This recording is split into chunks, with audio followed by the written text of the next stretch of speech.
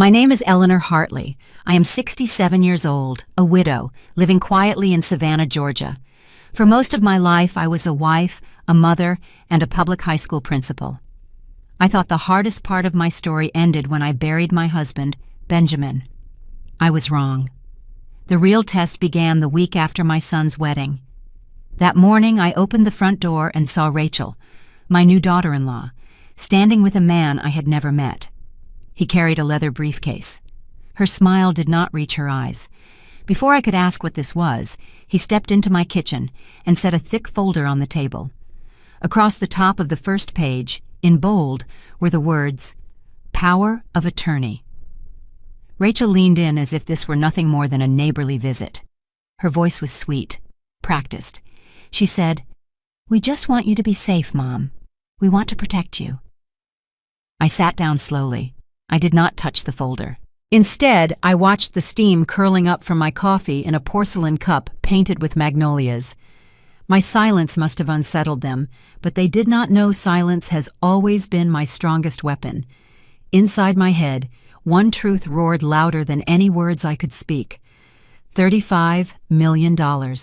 That is what Benjamin left me when he died. Money earned over decades of sacrifice, of living below our means, of saying no when others said yes. A fortune I had never mentioned, not even to our son. Before his last breath, Benjamin squeezed my hand and whispered, "Do not tell them. Not yet. One day you will understand why." Now, staring at Rachel's polished nails tapping the folder, I understood exactly why. This was the day he prepared me for. I wanted to laugh, but I let the moment hang heavy, like a curtain between us. My son's wife thought she was guiding me gently into a cage, locking the door with legal language I could never undo. But she underestimated the quiet strength of a woman dismissed too many times, a woman who learned that sometimes you win not by shouting, but by waiting. As the lawyer cleared his throat, something shifted inside me. The wedding only days earlier came rushing back. The band was playing, glasses clinked. My son, Matthew, danced with his bride beneath chandeliers and arches of magnolia. Where was I? At table 13, tucked behind a veil of leaves, my view of the dance floor blocked as if my presence did not matter. I had smiled politely, but in truth I was hidden in plain sight. That was the night I stayed silent about my inheritance, and thank God I did, because if I had spoken, if I had shared that truth, then by the time I opened this door, I would already have nothing left. This is where my story begins. The day I realized silence had saved me. The day my daughter-in-law arrived with a lawyer at my door, expecting me to surrender everything. My name is Eleanor Hartley, Nor. I am 67, a widow, and I live in Savannah, Georgia. For most of my life, I ran a public high school on Whitaker Street. It paid the bills and let me be home by dinner. Before that and during it, I spent 40 years as Benjamin's wife. Benjamin was a quiet man with careful hands. He measured twice, cut once, and kept leftover screws in coffee tins. He believed in patching before replacing. People called it thrift. I called it faith, that a life can survive any weather. The house we bought in our 20s still creaks in winter. Pipes sigh. Windows chatter when the river wind moves through oaks draped with Spanish moss. Out back stands the magnolia corner Benjamin planted after his father died. He said grief needs something to tend. The magnolias lean on a simple fence. He mended it each spring in his navy blazer, sleeves rolled, pencil behind his ear. That jacket hangs in my closet like a quiet flag. When I touch the fabric, I feel his patience again. The slow rhythm of a man who knew how to keep storms outside and peace inside at night. I keep the house by routines Benjamin would recognize. Sweep the porch on Tuesdays. Wash the coffee pot on Fridays. Trim the spent magnolia blooms when the light is kind. My hands remember the ledger, columns, totals, reconciling pennies until they match. At school, I learned that order calms fear. When numbers match, the world feels safe. Benjamin taught the same lesson with wood and wire. Fix the hinge, oil the lock, wait before buying new. We did not chase trips or granite counters. We stacked small choices like bricks. People called it plain. We called it freedom that survives the bills. 40 years with Benjamin felt like a long, sturdy bench beneath an oak. He did not raise his voice. He raised beams, raised tomatoes, and raised our son with the same steady grip. When money was tight, he brought home salvage boards and built shelves. When my mother fell ill, he learned to cook simple soups. He kept receipts in envelopes and screws in jars. He believed waste was a kind of disrespect. If he had a religion, it was care, not grand gestures. Small repairs done right, done now. People trusted him because nothing he promised came cheap, ever. After Benjamin died, the house went quiet in a new way. Even the clock seemed to tick with a gentler kind of courage. I slept on his side for a while, then drifted back to mine. The magnolias kept blooming because plants do not bargain with grief. I learned the weight of afternoons. Matthew visited less once the engagement was set. His life widened while mine narrowed. He was polite and distracted. Calls on speaker while driving. Messages late and brief. When I asked how he was, he said fine. When he asked how I was, I said fine, too. Still, I rose each morning and dressed as if someone might stop by. Cardigan buttoned, hair brushed, the porcelain coffee pot polished until it shone. The high school retired me with a sheet cake and a gift card. I thanked them and went home to my ledger habits. I still balance numbers on scrap paper, groceries against pension, utilities against the comfort of turning on the porch light early. The radio filled the kitchen with weather and baseball. Mrs. Caroline next door waved from her mailbox. We spoke about magnolias and the price of eggs. When the sun dipped, I locked the door and listened. On clear days, I sat on the back steps and looked at the fence. The fence Benjamin kept mending. I could see him there, navy blazer, sleeves rolled, pencil behind his ear, measuring the sag and saying it was nothing patience could not fix. Matthew used to pass him nails from a coffee tin, hands eager, eyes copying his father. I remember the day Matthew was tall enough to hold the level. Benjamin smiled like sunrise. Those images stay plain as photographs. I keep them close because they tell the truth about us. We built slow, careful, and called it enough. As the months turned, invitations arrived with dates and dress codes. Matthew and Rachel charted a life of venues and menus. I ironed my navy dress and circled the day on the calendar. I told myself, distance is normal. Children drift, then return when the tide changes. I set the table for one and learned to bless the silence between meals. When a board creaked at night, I pictured Benjamin walking the hall, and I slept easier. I did not know how quickly politeness could become strategy, how quickly love could be measured in signatures. I only knew to be ready. St. Helena's Episcopal smelled like lilies and floor polish, the kind of shine that turns every step into a whisper. I arrived early, and a young usher guided me through the reception hall. He stopped by a round table near a marble column, checked his clipboard, and announced, "Table 13. The centerpiece rose like a trimmed tree, glass and pale magnolia stacked high enough to hide a person. I sat and realized the column and the flowers made a perfect wall. My world became petals and the thin sound of other people's joy. If I leaned left, I caught a sliver of the aisle. If I leaned right, I saw the corner of the head table and one edge of the cake. Between those angles, only leaves and light. I straightened my fork and knife and pretended privacy was my choice. Across the room, mothers were seated near the cameras. A seat is a chair on a diagram, I told myself, not a verdict. Lydia, Rachel's mother, arrived with the timing of a stage actress. Guests praised the flowers and the quartet. She accepted with a small practiced dip of the head. She hugged Matthew, pressed her cheek to his, then lifted her eyes to survey the room.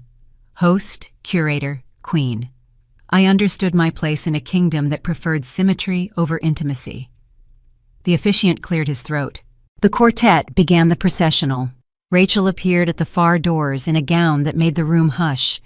I tilted until the column cut the frame like a curtain. The veil drifted like a pale river, then slid out of my sightline. Matthew stood with that mixture of pride and fear men wear when a life is about to be rearranged. I thought of the day he held the level for Benjamin and how his hands shook. A woman sat beside me without asking. She said she was a cousin on Lydia's side and asked for the powder room. I pointed to the lobby. She glanced at my place card. "Oh, you're Matthew's mother. How sweet." Then she explained the signature cocktail as if teaching a child and drifted away. The vows floated around the column like a radio signal from another town. I caught the words that always matter. For better, for worse, for as long as we both shall live. I repeated them and felt the weight Benjamin and I carried across ordinary years. People think vows are fireworks. Benjamin knew they are patience, endurance, and the long drive home after bad news. The kiss drew cheers. I clapped into the greenery and felt magnolia petals brush my wrists. Cocktail hour rose like a tide toward the bar. A waiter set down appetizers that looked like jewelry. Matthew approached, and Lydia steered him toward a couple in navy suits. "Opportunity is waiting," her smile said. I practiced being present without interruption. An usher asked if I needed anything. I asked whether the arrangement could shift an inch so I might see the first dance. He studied the flowers like an altar and apologized. "Fire code," he said. I asked for a cushion instead. He brought one quickly and looked relieved I had not asked him to break a rule. Matthew found me long enough to kiss my forehead and promise he would come back after the toasts. "You look handsome," I said. "Thanks, Mom," he replied. The words fell like coins through a slot. Precise, correct, already spent. I chose a blessing over a question and let him go. The grand entrance began. Everyone rose. I stood a beat late, caught between chair and column. The couple took the floor. All I saw was a border of lace and the brief plane of Matthew's shoulder. I applauded too. My hands met and parted like a quiet metronome. I smiled because smiling costs nothing and prevents explanations. Dinner arrived with speeches. Lydia's toast sparkled. She thanked everyone for honoring the union of two families and told a story about Rachel rescuing a stray dog in college. Laughter and sniffles followed. When it was my turn, I kept it brief. I spoke of Matthew's first toolbox and the day he learned to keep the bubble between the lines. I lifted my glass and sat before anyone could decide how they felt about me. As cake was plated, I understood my assignment. I had been placed where I could do no harm to the photographs, a quiet placeholder to complete the grid. A photographer asked me to lean toward the aisle so the lens could catch a sliver of my smile. I obliged. The image would confirm the chart. Present enough to count, distant enough not to alter the frame. When the dancing swelled again, I remained in my chair and watched lights spin across the ceiling like coins in a fountain. The music gathered people into circles that opened and closed without me. I did not take it personally. I counted beats, mapped exits, and rehearsed the line I use when leaving early is the dignified choice. "I'm fine. I'm happy for them. I'll get a ride." Still quietly. In the space behind the column, my son was laughing. I held that sound like a lighthouse in a storm. A small, fixed point telling me where I was on a night that insisted I was only filling a seat. Benjamin placed a silver pocket watch in my hand on a Wednesday night, the last evening he knew my name. The nurse lowered the lamp. Rain tapped the window. He reached into his robe and pressed the watch into my palm, still warm from his body, faint with sandalwood and the salt of the river wind. His voice had thinned. "Keep this safe," he said. "Use it when you need to, not when you are begged or shamed. Promise you will remember that." I closed my fingers around the metal and felt the map of our years. A small dent by the lid showed where he once slipped with a file. Benjamin never left marks by accident. He studied problems until they let go. He would not hand me this watch unless a door wanted resolve. I slipped it into my sweater pocket and sat beside him. I watched his chest row a slow current and kept my hand on his shoulder. After the funeral, people brought food and advice. I stacked pans and recycled pamphlets. Grief made the house larger, as if every hallway led to a room where I was not. The watch waited on the saucer where Benjamin kept screws and paper clips. On the 5th day, I carried it into the mahogany study. The room smelled of wood and old paper. Behind the bookcase, a wooden panel hid a safe bolted to the studs. I slid the panel aside and found the lock. The watch lid clicked open, revealing a small key hidden inside. My hands trembled. I steadied them on the settee. The key slid in and turned with a quiet click. When I opened the door, the air changed to dry paper and the faint trace of his cologne. He had folded a world into manila. Folders labeled insurance, taxes, pensions. A green ledger lay on top like a patch of sky. Inside the ledger was a letter in his careful print, the same hand that labeled coffee tins and fuse boxes. "My dearest Eleanor," it began, "if you are reading this, I am not beside you to explain. I have prepared what I could, and the rest is your judgment." He told me to call Donovan Pike, our longtime friend, an attorney on Drayton Street. Then the line that stopped me: "This is armor, not bragging." And there were statements, charts, and a trust agreement stamped by a notary. I had seen invoices and pay stubs for decades, never numbers like these.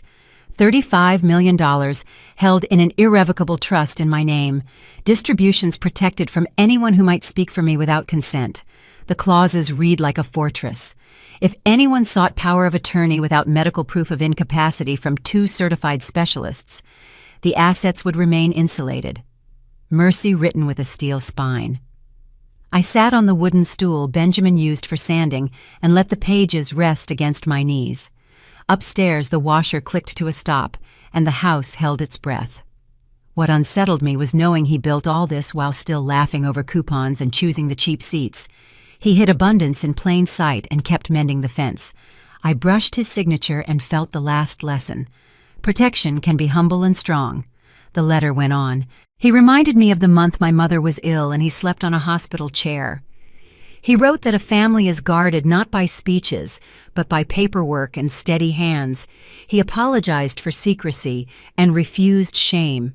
He said love sometimes requires silence until the right question is asked by the right person. He asked forgiveness for dying first and for being right about kindness, read as weakness. At the bottom, he wrote one sentence in the plain language he used for hard choices. "If you say nothing, you will see who speaks for you." I pressed the page to my chest and let the light blur. A small envelope was clipped to the letter. Inside was a spare key and a photograph of us at the county fair. I wore a wide-brimmed hat. He held lemonade. The corner was creased. I returned the documents to the safe in the order he set. I kept the letter and the contact card in a folder marked Recipes. I turned the key, slid the bookcase panel back, and wiped my fingerprints from the brass. On the stairs, I sat halfway up and breathed. The house felt no different. The refrigerator hummed. Spanish moss scratched the kitchen window where the screen frame needed a nail. Nothing had changed, and everything had. I told no one. Not Caroline, though she would have understood. Not Matthew, though he is my child. Secrets rot when they are built to flatter. This one was built to shield. I honored Benjamin by treating it as a tool, not a trumpet. I tucked the spare key into the sewing basket beneath the spools. I slipped the letter into my Bible between Psalms and Proverbs. That night, I slept with the window cracked so the rain could remember us. I laid Benjamin's navy blazer at the foot of the bed and thanked him. Money is only time made visible. With it, you can buy quiet, buy patience, and the right to say no. In the morning, I would make coffee and sweep the porch under the gas lantern as if this knowledge were ordinary. I would practice silence until it saved me and wear the armor without apology. I would keep faith with the work that built this house steady. 3 days after the wedding, the doorbell rang while the kettle hissed on the stove. I wiped my hands on a dish towel and opened the door to find Rachel with a man in a gray suit. She wore a cream coat and a magazine smile. He carried a briefcase. Rachel stepped in, and the man handed me a card. Ethan Cole, attorney at law. "We were just in the neighborhood," Rachel said, as if the neighborhood included conference rooms. "We thought it would be helpful to go over a few protective documents for you." Her tone was warm. Her eyes were measuring. The lawyer nodded with practiced gravity and asked if we could sit at the kitchen table. I let them in and set 3 cups because manners never expire. I poured black coffee into the magnolia china. Rachel thanked me without tasting it. The lawyer opened his briefcase and set a folder in the center. Across the first page, in bold type, it read, "Power of Attorney and Healthcare Proxy." He cleared his throat. "Mrs. Hartley, this is a standard set of instruments. They authorize your son and his spouse to assist with financial and medical decisions should the need arise. This is best practice for seniors who live alone." He smiled as if my consent were assumed. I stirred my coffee. The spoon tapped once, then rested. He kept speaking about safeguards, efficiencies, avoiding confusion. Rachel added that Matthew was worried about me. She said worried 3 times, as if repetition could become truth. Her hand settled on the folder. I asked whether they were in a hurry. Rachel glanced at the lawyer. "We have some time," she said. I nodded and let the room be quiet. The clock ticked. The heater exhaled. People will fill a quiet room with the shape of their intentions if you let them. And these two did not like the shape they made. The lawyer resumed. "With your authorization, Matthew can help streamline payments and investments. This is a burden you shouldn't have to carry. We can have a notary here today," he said. Today, as if it were superior to all others. Rachel leaned forward. "It would give us peace of mind," she said. I sipped the coffee. It was too hot. I let the heat settle and did not react. I asked who drafted the documents. The lawyer said his firm adapted a template he uses for many families. I asked how many of those families began by seating a mother at table 13 behind an arch of magnolia. Rachel blinked. The attorney frowned. I did not mention the safe, or the letter, or the number I carry like a stone. I lifted the first page and read the opening paragraph. The language was gentle and absolute. It invited me to step out of my own life. I set it down and folded my arms. "Thank you for bringing this," I said. "I appreciate the concern. Before I sign anything, I'll have my attorney review every line." The attorney's pen hovered above a flagged tab. "Your attorney?" he repeated. "Yes," I said. "His name is Donovan Pike. He's thorough. I'll call him after lunch." Rachel's smile thinned. "Of course," she said, trying to sound open. The attorney adjusted his tie and said there was urgency because timing could affect evaluations and asset protection. I let that sentence sit where everyone could see it. Then I asked whether urgency meant before I had the chance to ask proper questions. He began to explain aging curves and statutes. I raised one finger. "Do not rush me. I will not sign anything I haven't read twice." Rachel's hand slid off the folder. She reached for her coffee and finally tasted it. I watched her decide whether sweetness could fix the moment. The attorney tried a softer path and asked if Matthew could join a follow-up meeting. I said Matthew is welcome to visit his mother any afternoon. If he wishes to discuss signatures, he may do so in the presence of my counsel. They both heard the line they had hoped not to hear. The attorney closed the folder a fraction. He said he admired my diligence. Rachel set the cup down with care. She said she only wanted me to be safe. I answered that safety begins with a door that locks from the inside. We sat with that until the clock spoke again. The attorney gathered his papers. He said they would be in touch later this week. At the door, Rachel squeezed my arm. "I've always respected you," she said. I nodded to save her from the echo. The gas lantern on the porch was still off. Daylight held enough truth. I walked them out and watched the briefcase catch the sun like a small shield. In the kitchen, steam still rose from my cup. I stood a while and let my pulse slow to a practical beat. Benjamin had told me to wait until the right question was asked by the right person. Today, 2 people asked the wrong question with great confidence. I rinsed the teaspoon and felt the silver pocket watch in my pocket, heavy as a coin from a country that never falls. Outside, the wind lifted ribbons of Spanish moss and oak leaves like small green flags. Today had arrived. Caroline found me on the porch the next afternoon, holding a broom I hadn't used yet. The oak threw coin-sized shadows across the steps.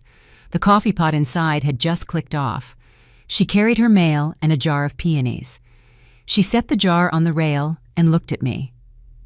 "You didn't come back for cake last night," she said. I told her I'd had a headache. She stepped closer. "Did they put you behind the flowers?" she asked. I nodded. She breathed out and let the quiet do the scolding. "Caroline is a widow. Her Jack died in winter. She speaks in short sentences and lists. She touched the broom. I saw that girl with a lawyer on your porch," she said. I told her there had been a visit. She waited. I let the silence gather until the air felt heavier than the glass jar. Finally, she gave me the line I didn't know I needed. "You are not invisible." She said it like a fact. Those words traveled through skin and manners and the armor I had worn since the wedding. My throat moved once, then twice. Tears came without apology. Clean and steady, like a faucet finally unstuck. Caroline did not flinch. She guided me to the top step. "Cry," she said. "Let the wind see it." I pressed my palm under my eye and gave a short laugh because the navy dress from church still hangs on the bedroom door like a guest who refuses to leave. I told Caroline about Table 13, the column, the vase that became a wall. I told her about the folder on my table and the attorney who said today as if time belonged to him. She listened as if my sentences were nails passed across a fence. When I finished, she patted my arm the way you calm a horse. "They want you small because you make their story messy," she said. "You are not small." I thought of Benjamin measuring a sagging line and saying it could be fixed. My breath began to match the oak leaves moving above us. Inside, the house waited with its old patience. I left the broom and went to the bedroom. The closet smelled faintly of cedar and starch. Benjamin's navy blazer hung where I left it, sleeves rolled, collar softened by years. I slid it from the hanger and pressed it to my face. The fabric carried his Sunday cologne, wood and soap, and effort. I stood very still and let memory take the lead. For months, I had kept grief on a short leash. I feared that if I let go, I would not find the way back. The blazer asked nothing. It returned a man to a room. I sat on the edge of the bed and smoothed the cuff with my thumb. I saw Benjamin teaching Matthew to sand with the grain. The boy's forearms dusted pale, Benjamin patient as a tide. I remembered the night Benjamin pressed the silver pocket watch into my palm. The scent on his wrist was the same as on this cloth. He whispered, "Use it when you need to, not when you are begged or shamed." I whispered back that I would.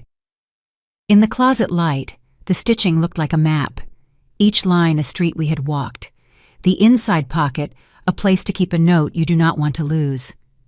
Caroline stood in the doorway with peonies. "Keep these in the kitchen," she said. "Let the house know it is still being lived in. If they come again, call me before you answer." I told her I would. I stayed with the blazer.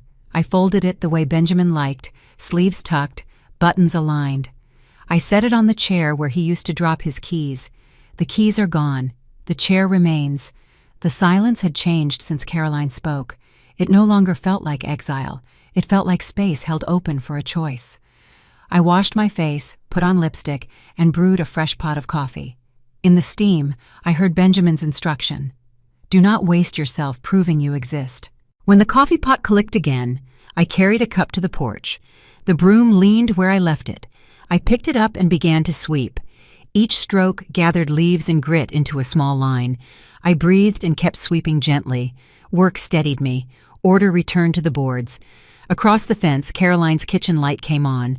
I knew she would watch this night and the next. I said the words aloud so the air could hold them with me. I am not invisible. The oak, with its Spanish moss, kept its counsel. The street stayed ordinary. That was enough to begin. My son knocked on a Tuesday evening while the gas lantern on the porch was off. I wiped my hands on a towel and opened the door. Matthew stood there alone in a thin jacket, keys turning on a ring like a worry stone. I stepped back to let him in. The house smelled like black coffee and lemon oil. He sat at the kitchen table. I poured him a mug and waited. When he finally spoke, the words came careful. "Rachel thinks we should get the paperwork done," he said, "just to be safe, in case something happens." He nudged the mug but did not drink. I took the chair across from him. I asked which paperwork. He said the kind Ethan brought, power of attorney, healthcare proxy. It would make everything smooth. He used that word like a promise. "Smooth for whom?" I asked. "For all of us," he said. I let the silence spread between us. "You know I've handled my own bills for decades," I said. "I kept ledgers for a store with more accounts than this house will ever see." He nodded quickly. "Of course, you're great with numbers. This isn't about numbers, Mom. It's about safety." I stirred my coffee, then set the spoon down. "Safety is a good word," I said. "It has many owners. Tell me the truth, Matthew. Do you believe I need those documents now, or are you afraid to disappoint your wife?" He looked at me, then really looked. He turned the keys again. He opened his mouth and closed it. He pressed his lips together and shook his head once, as if erasing a thought he was not allowed to keep. I waited. I kept waiting. "Maybe it would help us coordinate," he said. "If there were an emergency, we wouldn't have to scramble. Ethan can bring a notary this week." I kept my eyes on his hands, the keys dug into his palm. I knew that grip from the day he learned to drive and held the wheel too tight. Now I said nothing and let him wander to his own conclusion. He did not find it. "You're afraid of Rachel being angry," I said. He glanced toward the hall. "She's under stress," he said. "The wedding, the move, her job, she worries about you being alone." I nodded. People often rename control as care. He flinched. He reached for the sugar and poured a small mountain into his coffee without stirring. He kept his eyes low, avoiding mine. "She talked to friends. Everyone does this now. Their parents sign and it's fine." And I asked if any of those parents had been seated behind flowers the night their children married. He winced. "That was the planner," he said. I did not argue about flowers. I said his name. He looked up. I asked again, "Do you truly think I need to sign, or are you trying to avoid a fight at home?" His silence was complete. No defense, no explanation, only a son who knew the difference and could not say it aloud. Something shifted inside my chest, a slow tear only I could hear. When he finally spoke, his voice came small. "I just want peace," he said. I nodded. Peace is priceless. It's also expensive when you pay for it with someone else's life. He stared at the table. The sugar still sat on the surface of his coffee like sand in shallow water. I told him I would have my attorney review anything set before me. "Of course," he said, though the word sounded like a door closing. He asked if he could at least bring Ethan by again. I said he could visit me any time, and if Ethan wished to come, he could bring his card, and his patience. We sat a while in the room that once held spelling lists and model airplanes. I wanted to put my hand over his, to tell him I could bear his fear if he would only tell the truth. But the kindest thing I could offer my son was a boundary he could lean against when the wind from his marriage blew too hard. He stood and pushed the chair in with a care that made me proud and sad at once. He said he would call tomorrow. I said I would be here.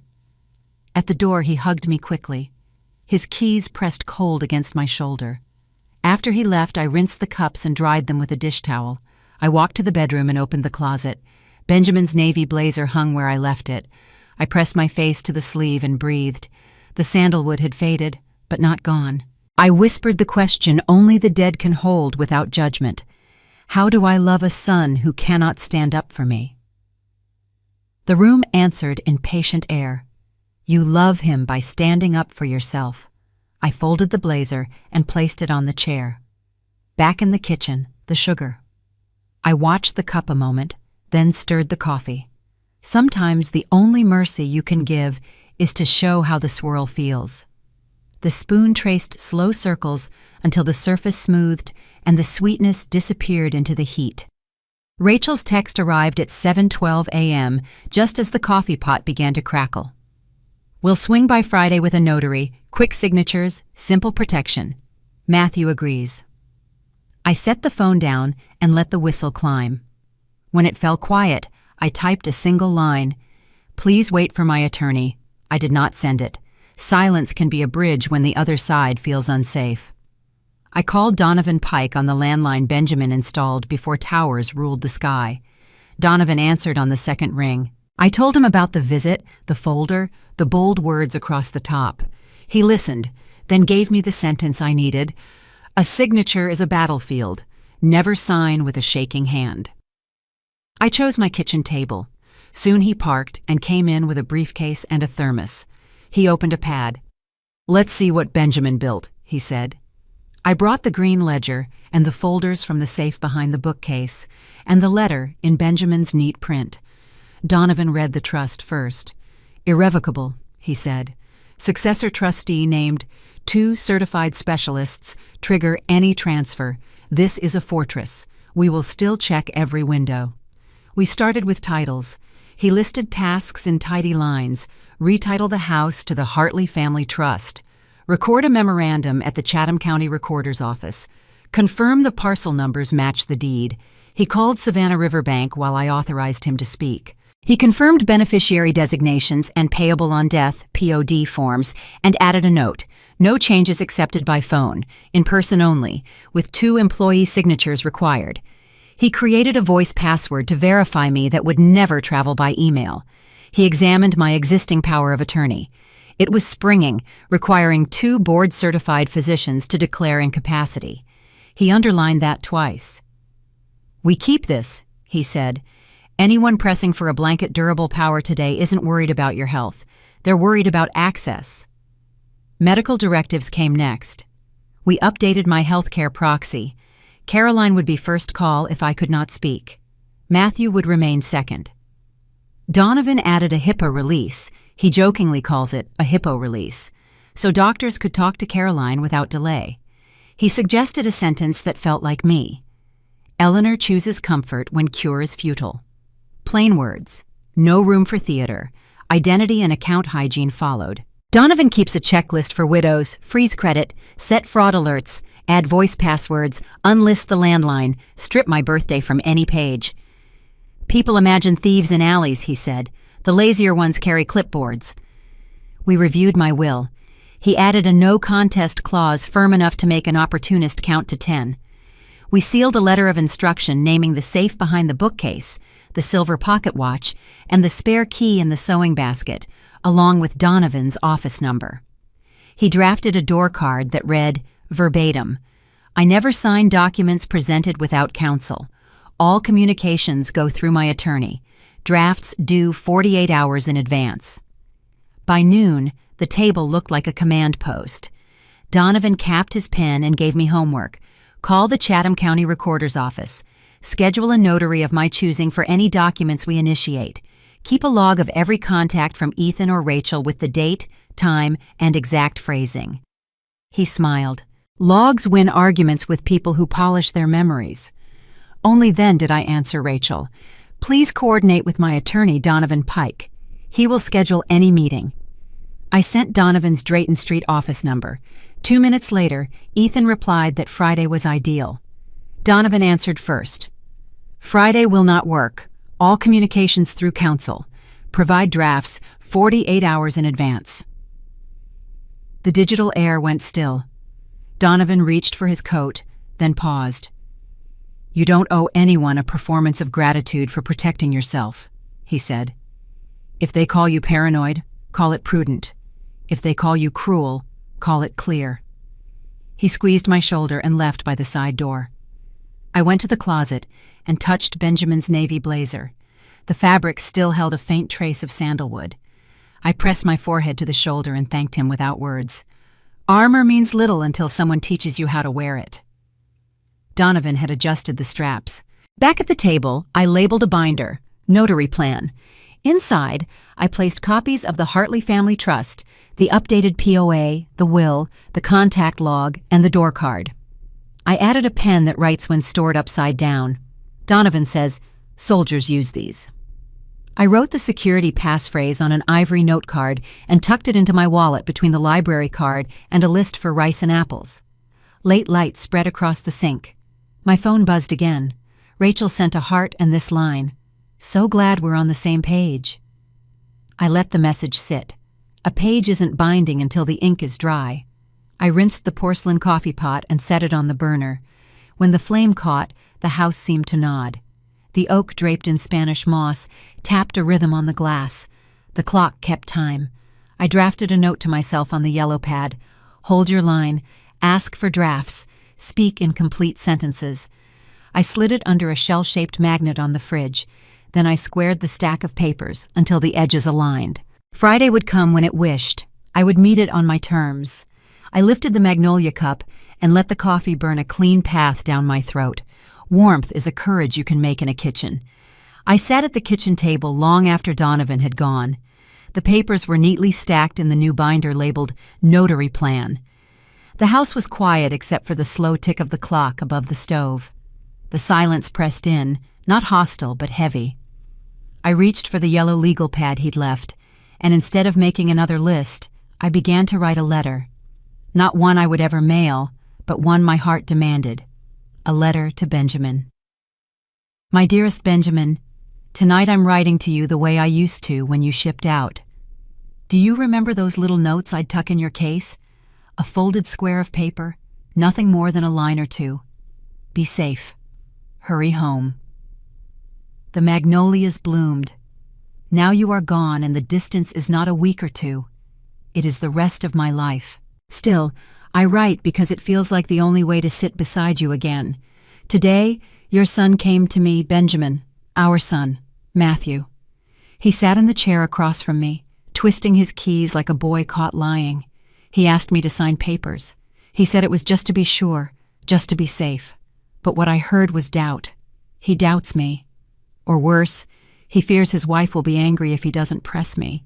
I searched his face for the boy who used to run down the brick walk shouting, "Mom, watch me!" I found only silence. Do you know what it feels like to be questioned in your own kitchen? To have the life I built with you reduced to a stack of signatures they can slide across a table? I have never felt smaller than I did in that moment, watching him struggle to meet my eyes. And yet, I did not shout. I did not cry in front of him. I saved the tears for you here in these lines. You always believed in careful preparation. Every check balanced, every receipt filed, every tool put back where it belonged. Order is respect, you used to say. I held to that today. Donovan came and together we fortified what you left. The Hartley family trust you built is sound, Benjamin. It is a fortress, just as you said. But battles aren't only fought in banks or courts. They're fought inside the heart. And I am tired. I wish you could have been at the wedding. You would have hated the way they tucked me behind the magnolia arch. Benjamin, table 13. I was hidden as if the years of raising Matthew, of saving pennies, of standing beside you under oaks draped with Spanish moss, counted for nothing more than a seat filler. Everyone watched Lydia Crane glow like a queen while I tried to disappear into my chair. I didn't want to shame Matthew with my disappointment, so I smiled into my napkin. But inside, I felt like an old coat hung in the wrong closet. I miss your steadiness. I miss the way you would rest your hand on mine when the room felt too loud. No one does that for me now. Caroline Brooks has been trying, the neighbor with the gentle voice. This week she told me, "You are not invisible." Those words cracked me open. I sobbed in her kitchen like a girl. I realized I've been carrying this loneliness like a stone in my chest. Benjamin, I am frightened by how Matthew has changed. Or maybe it isn't change. Maybe it's weakness exposed.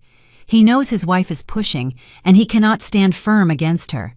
I wanted to believe he would protect me the way you once did, but perhaps that was a fantasy only mothers are foolish enough to hold. Still, I will not let bitterness rule me. You taught me that too. When the back garden took a salt storm one year and we lost nearly everything, you said, "We start again." Soil remembers. My soil remembers, Benjamin. My heart remembers who I am. I will not sign away the last of my dignity. I touched your navy blazer today, the one you wore when you mended the picket fence. It still holds your sandalwood, faint but real. When I pressed it to my face, I could almost hear your voice. I imagined you saying, "Stand tall, Ellie. This is only a storm. Let it pass, but do not bend until you break." I am trying, Benjamin. I promise you I am trying. I will keep this letter in the safe with the others. Perhaps no one will ever read it. But if someday Matthew finds it after I am gone, maybe he will understand the cost of his silence. Maybe he will know how much his mother loved him, even when that love went unanswered. Good night, Benjamin. Thank you for the legal armor you left me. Thank you for believing I was strong enough to wear it. I will hold the line for both of us. Always, Eleanor. I set the pen down and stared at the words until they blurred. Then I folded the pages carefully and slipped them into the envelope with Benjamin's letter. The safe closed with its familiar click, and I rested my forehead against the cool steel door. It was not a victory. Not yet. But it was a confession made, a truth spoken, if only to the dead. For the first time in weeks, I felt lighter, as if Benjamin had reached through the dark to steady me once more. They came back on a bright afternoon when the oaks draped in Spanish moss threw little coins of light across the porch. I saw them through the screen. No attorney, no briefcase. Only Matthew with his shoulders pitched forward and Rachel holding her phone like a passport. I opened the door and stepped aside. The house smelled faintly of porcelain coffee pot and lemon polish. I had already set out 3 magnolia cups. Old habits seat everyone. Rachel spoke before the Coates found the hooks. She said they had talked and decided the legal visit last time felt too formal. Families shouldn't need lawyers to love one another. She said the notary could still come Friday. It would be quick, a kindness to me, true peace of mind. She said their pastor recommended clarity. Also, her friend Jenna had done this for her father. It was simple and everyone slept better. She said Matthew was worried and she hated to see him crushed between responsibilities. Matthew stood behind her and spun his key ring once. It clicked and stilled. He said he thought it would help. Emergencies happen. No one wants confusion. He glanced past my shoulder toward the clock, as if the hour could rescue him. I told them to sit. I set the cups on saucers and did not touch mine. I let the porcelain's soft breath be the first voice in the room. Rachel began listing the documents again. Durable power for finances, medical decisions, a small list of assets that would be easier under one hand. She said it as if pain were a math problem. I listened. When she asked if I agreed, I lifted a palm the way a crossing guard stops a line of cars. I asked one question. Why the hurry? She laughed lightly. Life is a hurry. The world is unpredictable. No one plans a fall. I asked another question. Why me alone? That one she did not laugh at. She said that because Matthew is my only child, he should be the one. Because I live alone. Because I seem tired. Tired lives near insult, but is not yet insult. It pretends concern while counting your steps. I nodded as if the word were a weather report. I turned to Matthew. I asked whether he had read the papers. He said Ethan had. He trusted Ethan. Ethan does this all the time. I felt the old ledger in my hands. I asked which clause prevented misuse. He blinked and looked to Rachel as if she could locate the answer in her contacts. I stood and went to the hutch. From the second drawer, I took the green ledger binder with the tab Donovan had labeled. I set it on the table and squared the corners with my fingers. Gold notary seals and a strip of wax stamp lay across the top like a quiet boundary. I kept my voice soft so it would carry. Benjamin provided for me in ways you cannot imagine. You can take care of each other, but I do not need anyone to take care of me. For a heartbeat, no one moved. Then Matthew's shoulders fell a fraction, as if air had been let out of a tire. Rachel stared at the gilded seals, then at my hands. She asked, "What was inside?" "What mattered," I said.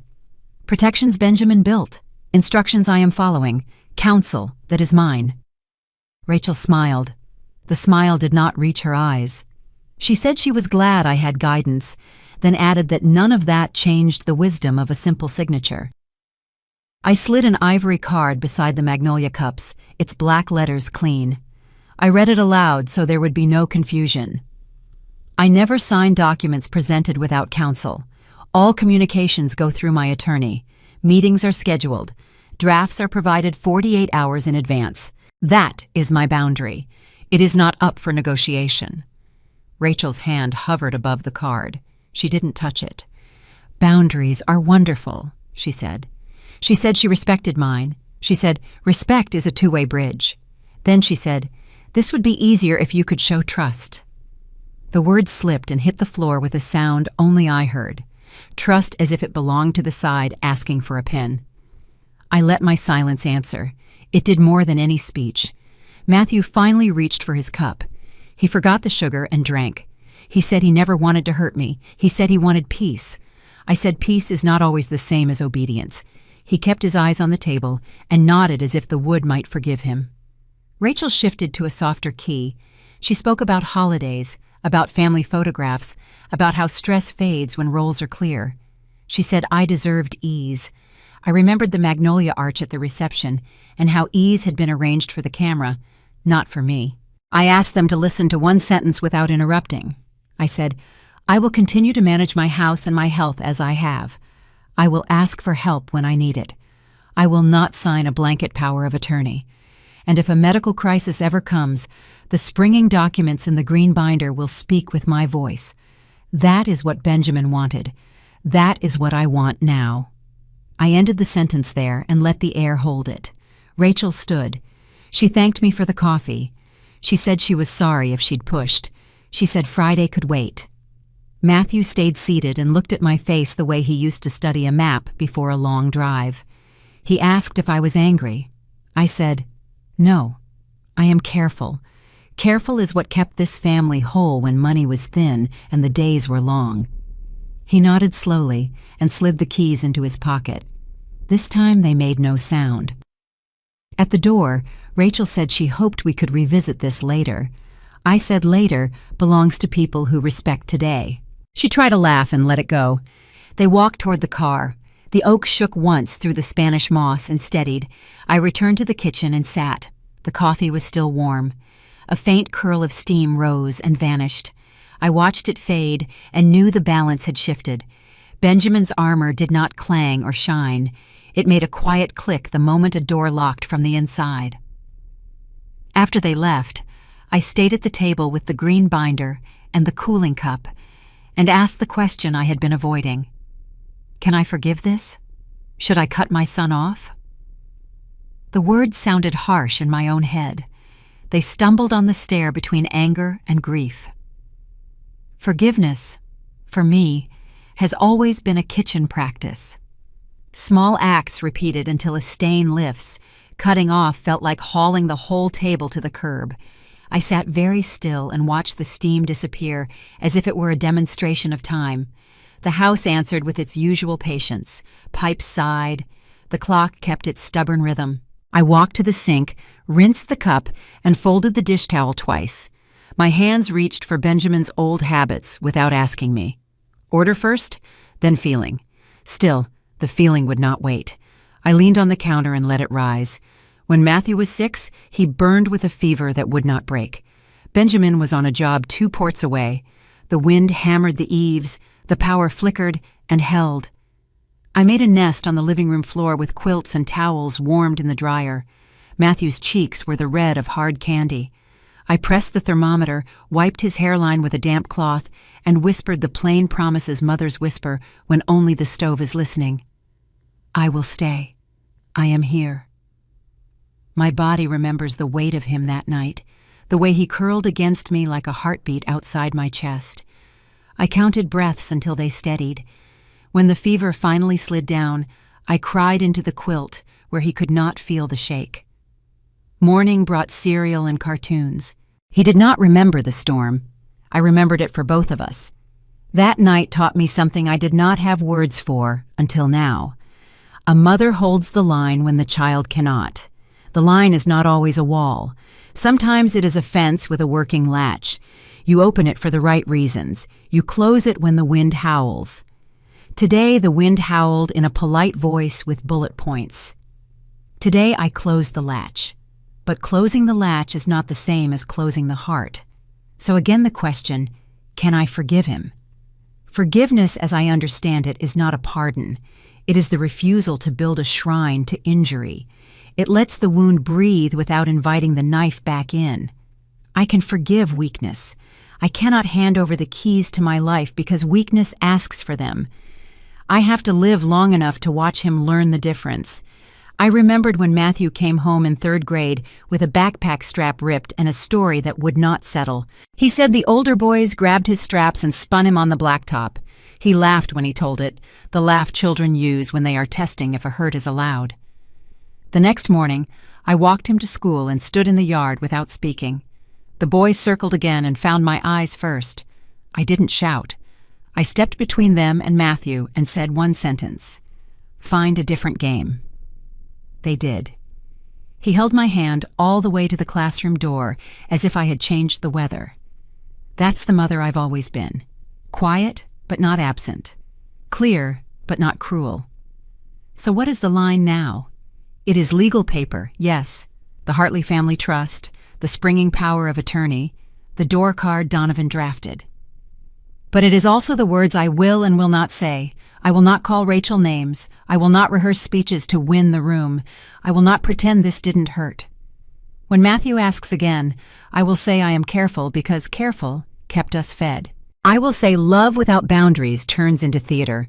I will say my signature is not a token of peace. It is the map of my life. No one else holds the legend. Should I cut him off? The truth is, I don't know a clean way to sever that rope without losing myself in the fall. If he were a stranger, the answer would be simple. But love is not a contract you cancel with a stamped envelope. It is a house you keep repairing because you remember the day you first raised the walls. Sometimes you stop using a room. You don't burn it down. I took Benjamin's navy blazer from the chair and folded it with the solemnity of a ritual. The cloth still carried sandalwood, a little citrus, and soap. I asked him as if he had just set the silver pocket watch on the tray and walked into the kitchen. "What would you do?" I heard him say it the way he always did, when the fix was both simple and hard. Check the latch, check it again, sleep. Decide in daylight. I wrote Matthew's name on an ivory card, and beneath it, 3 sentences I could say without shaking. I love you. I will not sign. I will always answer when you call me with respect. I slid the card under the shell magnet on the fridge so it faced the room like a small flag. Magnolia leaves scraped the kitchen window asking for water. I filled the can and gave each root a slow drink. The soil in Savannah remembers. I can forgive the boy who twists a keyring in his palm looking for peace. I can forgive and still keep the gate locked until he learns to knock. That is the shape of my mercy. It has hinges, it swings, it holds. The house made its familiar night sounds. Pipes settled. The clock beat out quarters like a stubborn metronome. I turned off the lamps. The gas lantern on the porch left a pale square at the sink. I stood in that light as if on a small ferry and let cold water run over my hands. The day had been a field of fences. Night arrived with no gate. I dried my hands, walked the hall, and opened the closet. Benjamin's blazer waited on its hanger like a faithful dog. Cotton linen thinned at the elbows. The lapel kept the faint shape of his neck. I pressed my cheek to the shoulder and breathed. Sandalwood, citrus, soap, quiet traces of a life that believed time and calm could fix most things. I carried the blazer to the bed and sat. The mattress tilted as if expecting weight on the other side. Finding none, I drew my knees up and tucked the hem beneath my chin. Until then, I had cried like someone pretending not to. Tidy tears that could pass for allergies. Then the dam I'd built out of routine, lists, and porcelain coffee that steamed just so, cracked straight through. A sound left me that startled me. Not delicate, not polite. A deep animal sob that rattled the bed frame and made the lamp chatter. I clutched the blazer and had to say it out loud, because whispering would not hold it. "Do you see, Ben? We raised a son who no longer dares to look his mother in the eye." The sentence bounced off the wall and came back smaller, but it did not leave. I said it again, slower, like driving a nail that needs a few sure strikes. I carried him. I walked floors with him. I held fevers that would not break. I taught him to say please and to keep the bubble between the lines. And when a storm came wearing a suit, he chose the forecast over the window. The room did not argue. The blazer did not soften the fact. My throat burned. My ribs ached where the crying pushed. I lay on my side and curled around the cloth. I built a harbor and called it Benjamin. I told him about Table 13, how flowers can become walls when people decide they are, about the planner who forgot to measure a mother.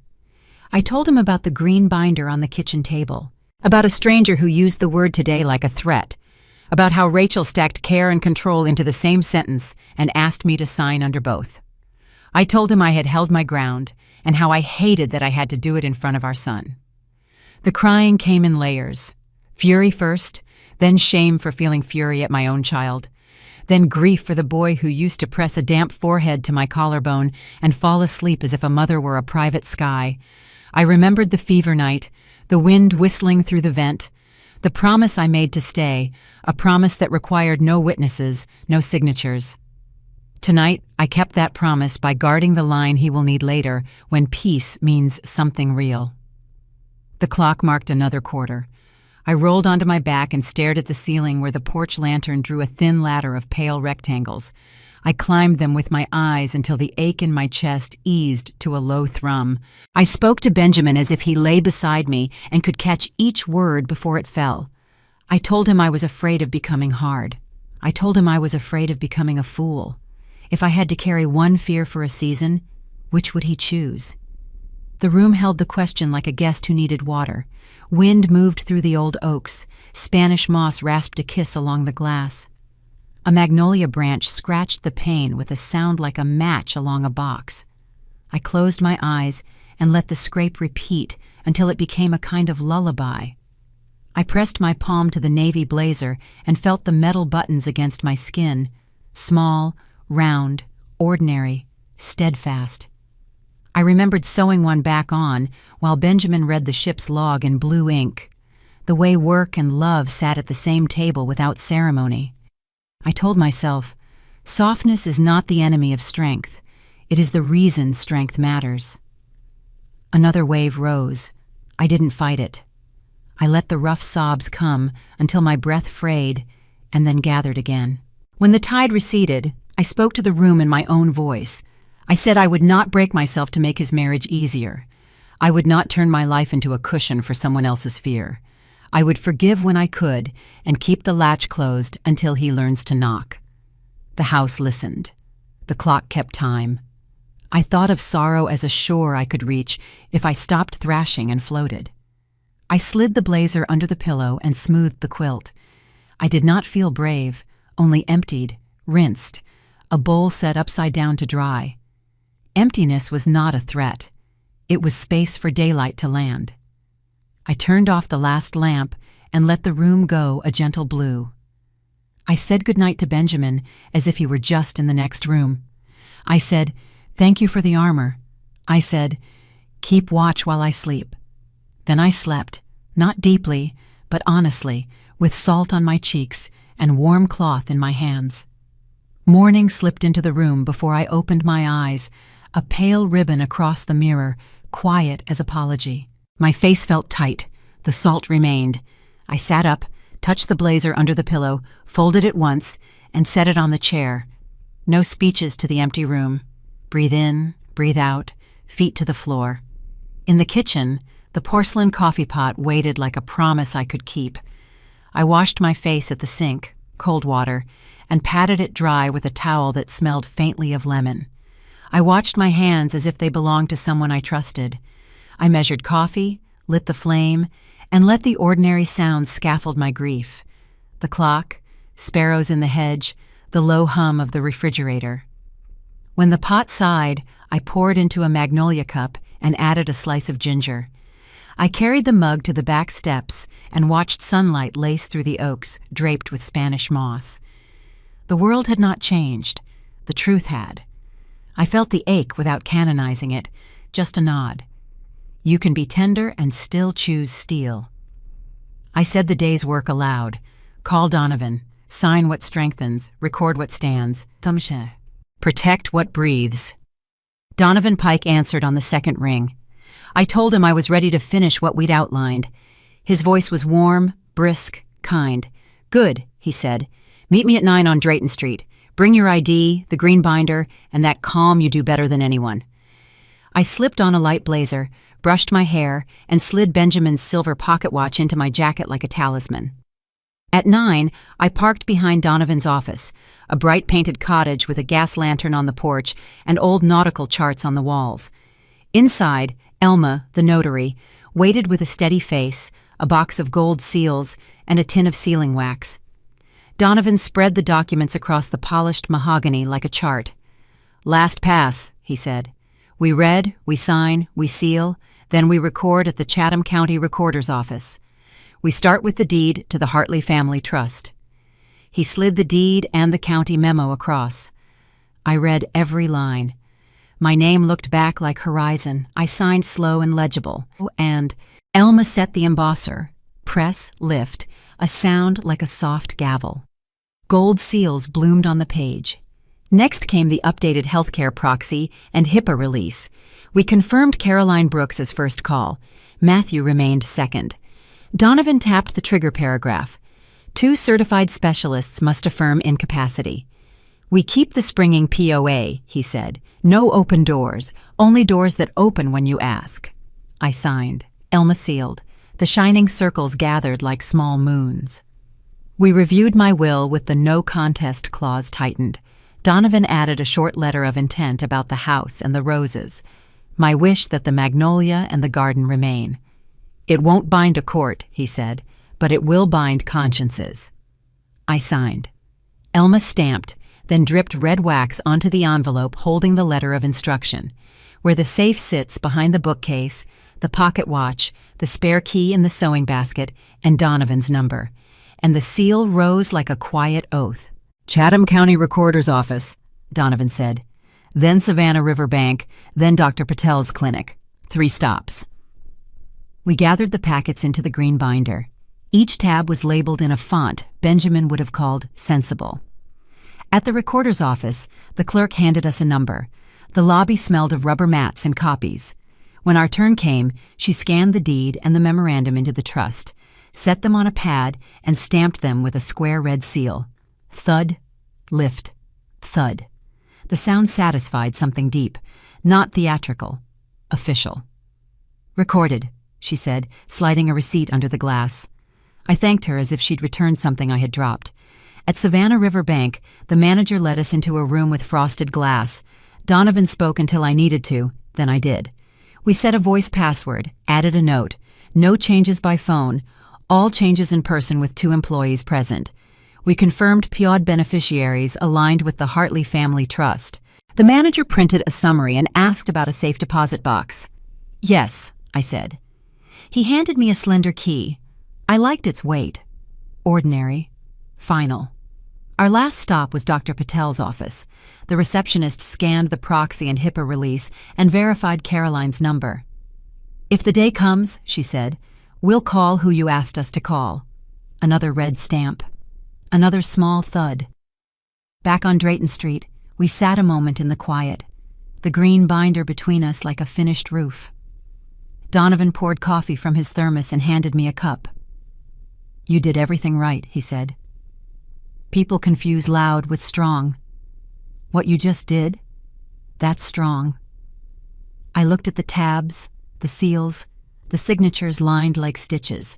Strength, I thought, is paperwork that doesn't tremble when someone knocks. I stood, slipped the green binder into my tote. Benjamin's silver pocket watch pressed its weight against the bag's side. In the doorway, I planted the words I needed to live by. I will not cry today. I will stand by the red seal. Donovan nodded as if I'd spoken a binding oath. Outside, the air smelled of lilac and exhaust. The day moved on errands and buses, lives that would never know a woman had just secured her life with ink and patience. I set the binder on the passenger seat, rested a hand on it for a beat, then drove home steady in my lane, past the old school where I once kept the days in order, toward the gas lantern on my porch, where a door card with my boundary now waits to speak for me before my mouth ever has to. I saw them before they saw me. Rachel and her mother, Lydia Crane, standing by a white SUV outside the Pharmacy Cafe on Whitaker Street. The windows were down. March wind carried every word across the lot. I had come for stamps and aspirin. I stayed, because truth often arrives when people think no one is listening. Rachel held her phone like a stone. Lydia gripped the wheel with both hands as if leverage could fix a bill. "We can't keep floating balances," Lydia said. "The planner wants another payment. The florist says the card bounced. Jenna's husband is asking about the money we borrowed for the venue." Rachel's voice thinned. It's temporary. Ethan says if Eleanor signs, Matthew can consolidate the debt. We can roll the cards, clear the wedding, cover the deposit. I just need her to stop being difficult. Lydia clicked her tongue.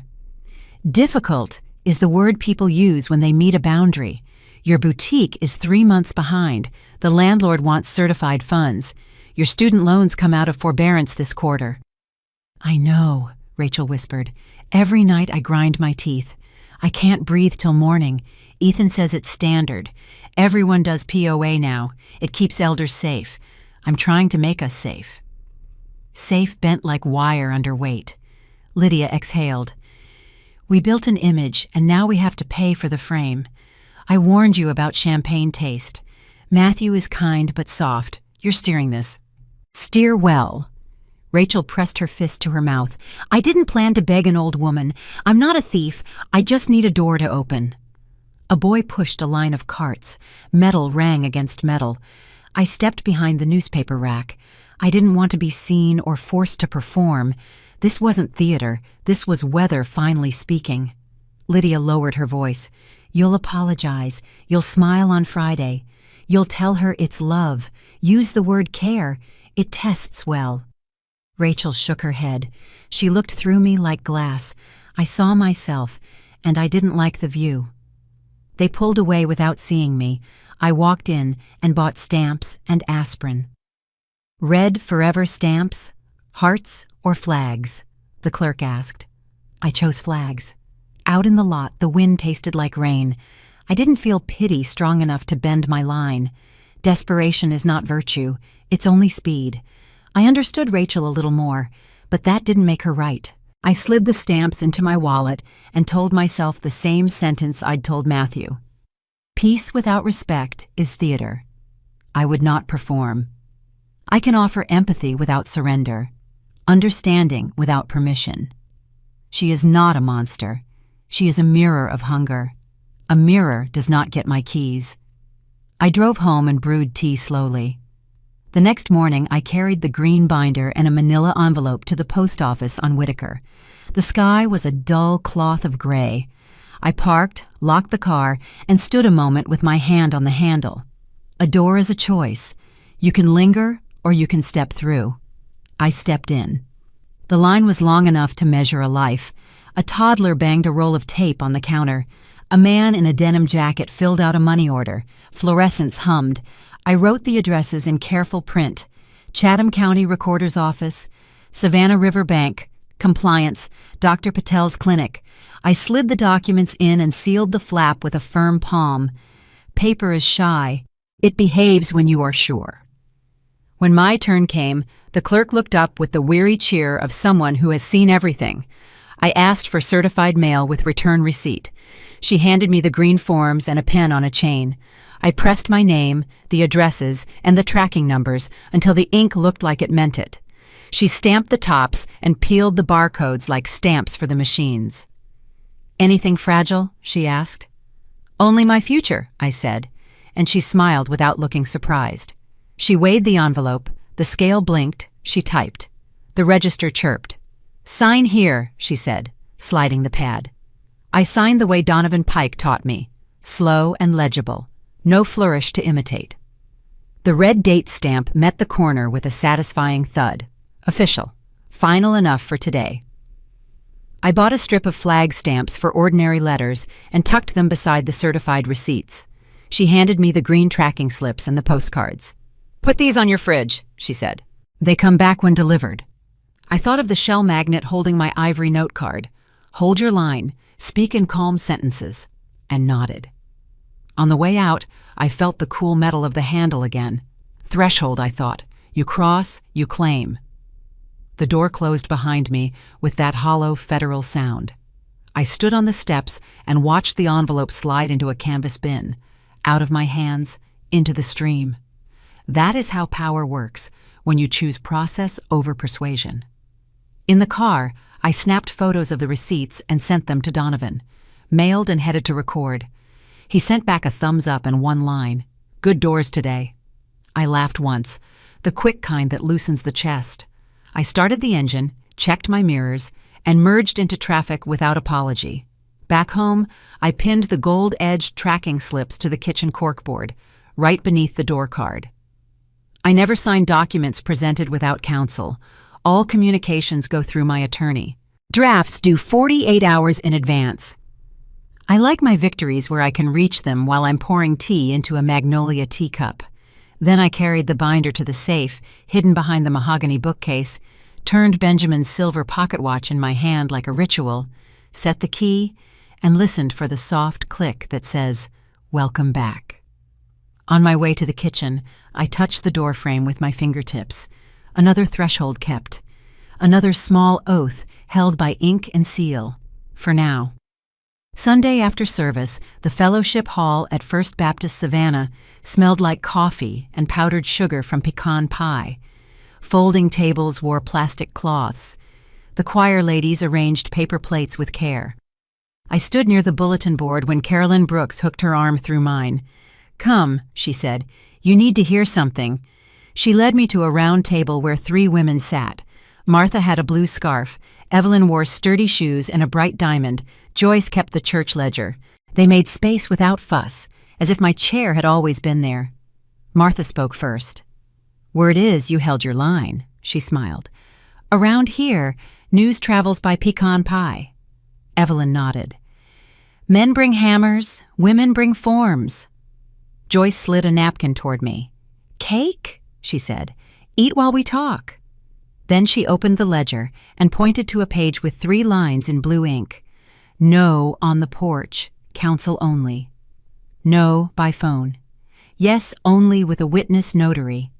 Caroline gave the outline, a bride with a lawyer, promises of care, the attempt to hide a signature that would make me small.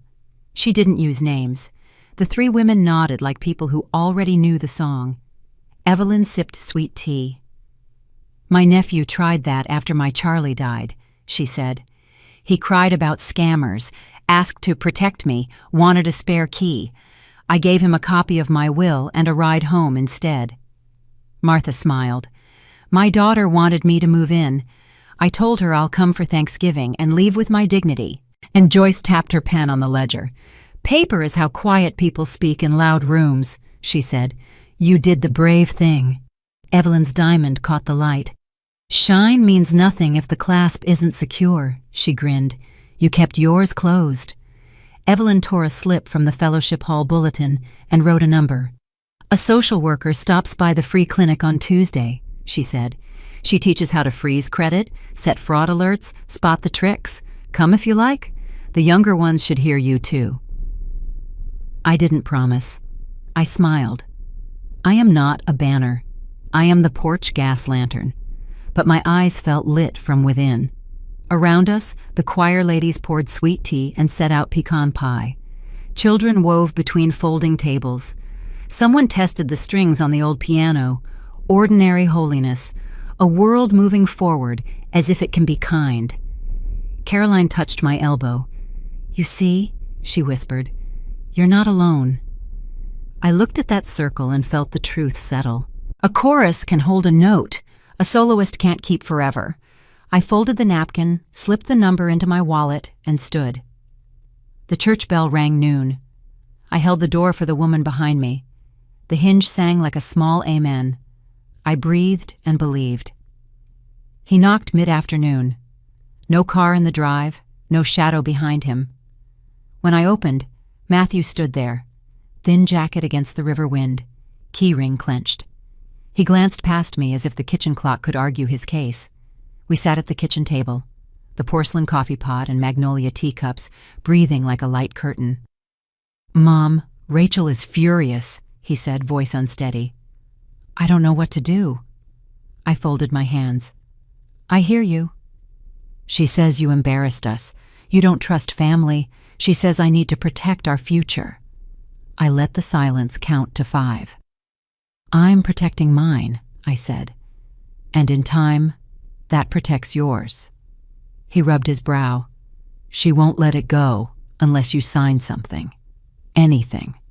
"I won't." He stared at the spoon between us. "Why does this feel like war?" "Because peace built on surrender isn't peace," I said. "You're worried about losing face.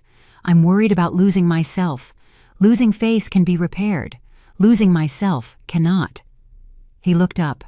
In his eyes was not anger, but the terror of a boy who has just learned the difference between wanting calm and being brave. "She says I'm weak if I don't make this happen." "You're not weak for refusing harm," I said. "You're only weak if you know it's wrong and do it anyway." He exhaled, low. "What should I tell her?" "Tell her the boundary is firm. Tell her all communication goes through my attorney, Donovan Pike. Tell her love without consent is control by another name." He nodded, then flinched. "She'll leave if I don't deliver." "Then you face loss honestly, not by stealing safety from your mother." He froze, then reached for my hand and stopped halfway. I wanted to be the son who made everything smooth. "You can still be the son who tells the truth," I said. "In the long run, that's what's smooth." He swallowed. "Are you angry with me?" "I'm clear." I said, "Clarity can sound like anger when you're used to fog." He tried a thin smile. "You always talk like the weather." "It's how I survived storms." We walked to the door. He hesitated. "Can I come by tomorrow if things are bad?" "You can come by when things are good," I said. "Either way, knock." He nodded. The keys stopped their rattling. He stepped off the porch, shoulders heavier, spine a touch straighter. I watched him head toward the street, speaking to no one. Inside, the kettle clicked off. I poured fresh tea and listened to the house breathe, steady and self-respecting. On the chair, Benjamin's navy blue blazer waited. I touched the cuff and heard his counsel rise, like the words on the ivory note card held by the seashell magnet on the fridge. "Hold your line. Speak in calm sentences. Don't rush your kindness." Sud. In the glare off the window, I saw my face. Not hard, just finally whole. No courthouse, no reporters, no speeches. My victory lived on paper and in the cool weight of a silver pocket watch. The green ledger and the binder sat on the table. Gold seals lifted like small suns. My hands steady, my breath even. I checked the mailbox. Gold-edged registered mail receipts perched like bluebirds. Signed, dated, recorded. Donovan's text was brief. All recorded. I pinned the receipts to the corkboard above the phone. The house seemed an inch taller, as if the roof trusted the walls again.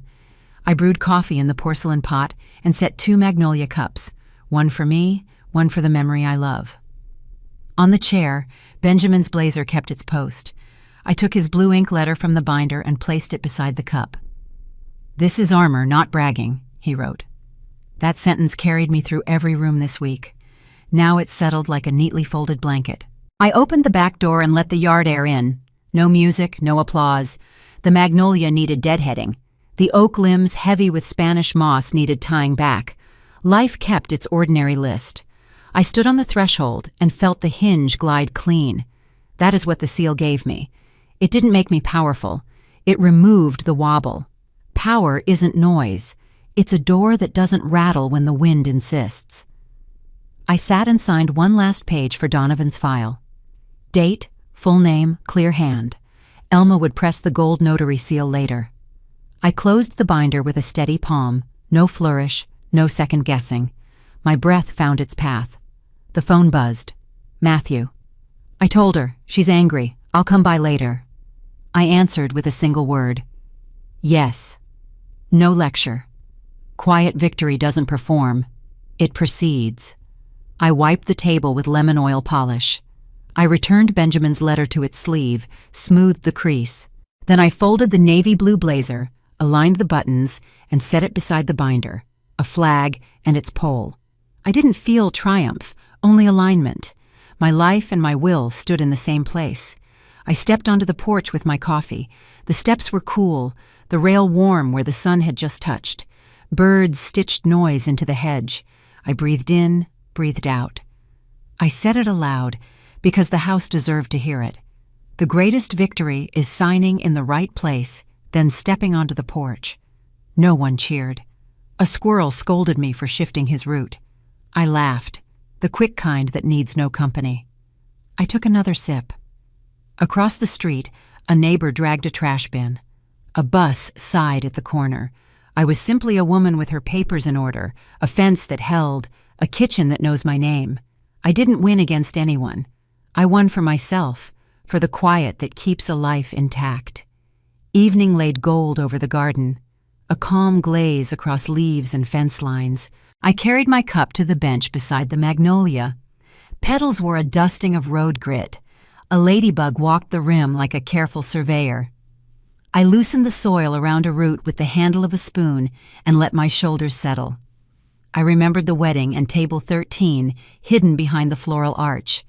Tonight, the magnolias frame me on my terms. No seating chart, no planner, just the yard, my breath, my name. I spoke toward the quiet that still holds Benjamin. I'm all right now. The armor you left fits. The house is signed and sealed, steady as a good fence. Our son is learning where courage begins. I won't carry his lessons for him. I'll keep the gas lantern lit.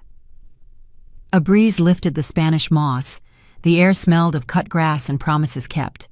A neighbor passed with a dog. We traded a small wave that says, I see you. The garden hummed. The world proceeded without greed. Silence can be bright when it's honest. I set Benjamin's blue ink letter on my lap and the navy blue blazer beside me, not as trophies, as anchors. When sorrow visits again, it will find me here, not hiding. I'll make 2 cups and choose sentences that don't harm me to say. That is how I will live the time that remains. Before we say goodbye, I'd love to know where you're watching from. Is it a quiet morning with a warm cup of coffee, or a late night where stories like this keep you company? Tell me in the comments. I read every note with gratitude. And if this story touched your heart, please consider subscribing, not only to hear more stories like this, but to be part of a community that believes in kindness, healing, and second chances. Thank you for spending your time with us today. Wherever you are, I hope you carry this story with you. Remember, sometimes the miracle doesn't knock on your door. It waits, quietly, until you feel ready to open your heart. Take care, and I'll see you in the next story. The sun slipped behind the oak and drew a clean line along the fence. I stood and watered the magnolias the way Benjamin taught me, close to the roots, never splashing the leaves. When I finished, the garden smelled like rain, though the sky was clear. I carried the empty cup inside, turned the silver pocket watch so the safe gave its soft click. A life keeping its promises. I once sat hidden behind flowers that weren't mine. Now I sit among magnolias that are, and I speak without raising my voice. My silence belongs to me, and it travels farther than any shout. I am home, and the door is open. Safe.